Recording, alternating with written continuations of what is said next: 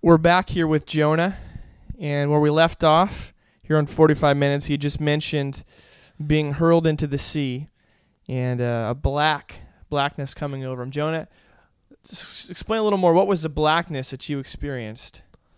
Well, after being hurled into the sea and seeing this dark shape coming toward me in the water, just got this really bad sensation of being sucked down, and I passed these just huge bones and into what I found out was a mouth, and just it smelled like the sea.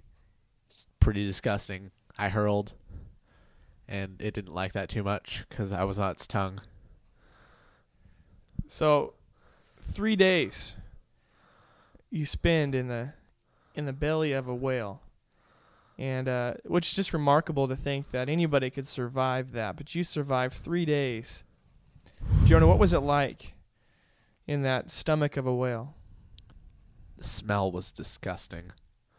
I mean, there was just carcasses of fish everywhere. This thing could swallow anything whole. I mean, I'm a fully grown man. It just took me down. I mean, there were pieces of ships. There was chests. People. A little man made of wood. Kept talking about somewhere being in a shop. Donkeys, a puppet maker, and a cricket. Kept telling these fanciful tales, and I just finally got sick of him talking, and I was really cold. I mean, being so far below the water, it's sub-zero. I don't know how that fish survives. So I made a fire out of him, but got a souvenir. So you took up wood shop while you're down there? I'd say that, yeah. Is it pretty spacious in the belly, or pretty tight quarters? Well, some places were really narrow. I didn't go toward the stink. I just kind of stayed in the belly area where the acid wasn't, which wasn't very much. I had some pretty severe burns after that.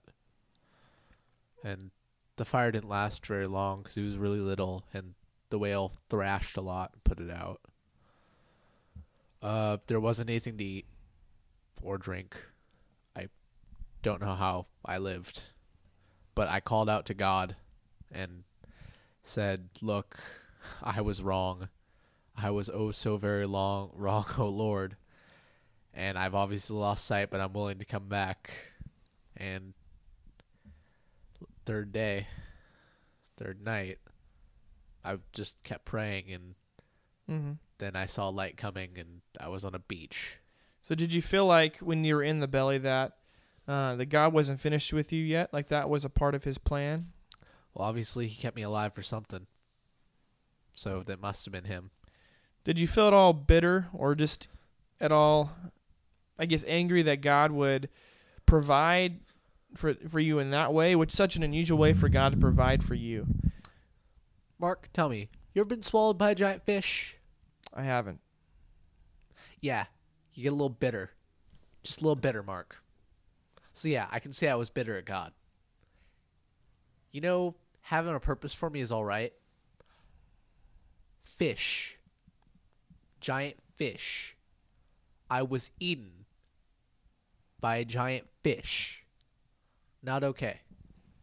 Not okay. So do you find that you like seafood now, or is that kind of off the menu since this whole ordeal?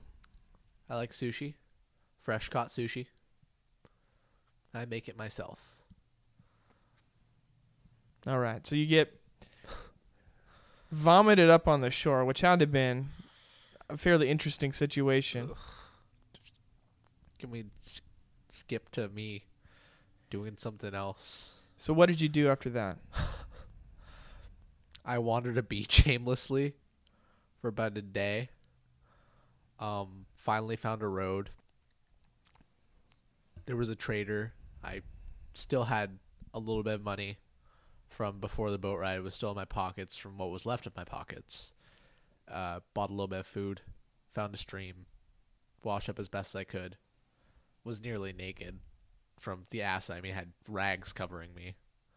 And I finally made it to Nineveh.